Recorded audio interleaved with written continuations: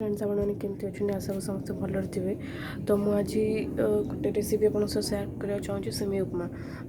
Actually एटा morning है तो जल्दी जल्दी बनइबार अच्छी कहीं मो पुणी ना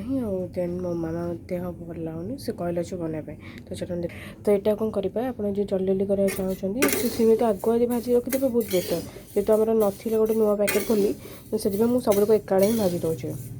एबे तो रोस्टेड वाला मिलने अपन चाहिए से रोस्टेड वाला परचेस करेंगे। तो आम कौन करवा जेहतु भेजिटेबल टे सब पकड़े भल लगे तो भेजिटेबल तो ये नाला सफिसीयंट सोयाबीन को कौन कली पानी गरम करके देन सोयाबीन को तक पकई दीची एवं ठंडा करा छाड़ देती आम भाजी दूचे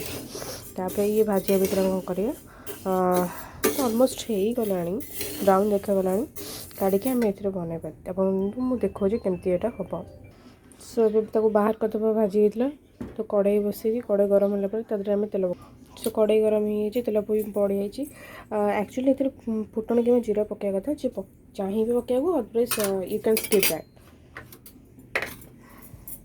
फर्स्ट पियाज देन टमाट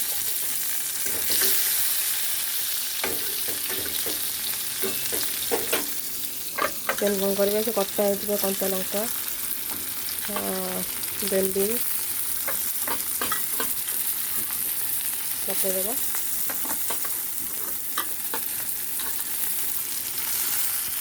ये भाजा भर आम जो सोयाबीन रखीदे कौन कर आम तो माने गरम पानी पकईकि जेन तो ठंडा पानी ठंडा पानी छाड़ा चिपुड़ दबा स्क्वीज करदे स्क्वीज करके आपको इधर हाथ में छोट छोट करदे ना छुरी में काटिक छोट छोट करदे तापर पकईदे से भाजी होगा पर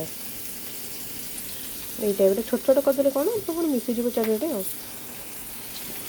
देखिए टी भाजी होमर बीनटा मैंने पूरा नसीजे सड़गला तो पूरा छोट छोट कटा होती नसीजे चलो टी खाली भाजीगला तेना आम से सोयाबीन को ऐड करदे भल भाव भाजवाक दबा टी मैंने जमी ब्राउन कलर टे भाजी सो ए कौन करवा आम जो भजा होता सेमई ताकू आम जी आप दरकार से पकईदे से देखिए तो पड़ जाइए मुझे गोटे कथा कहना चाहिए आपड़ जदि मैंने कंचा सिमेई कर ये जो आप भाजिला बेले आपड़ ये देखो ऑयल देखा ना कहीं अलग जो पड़ा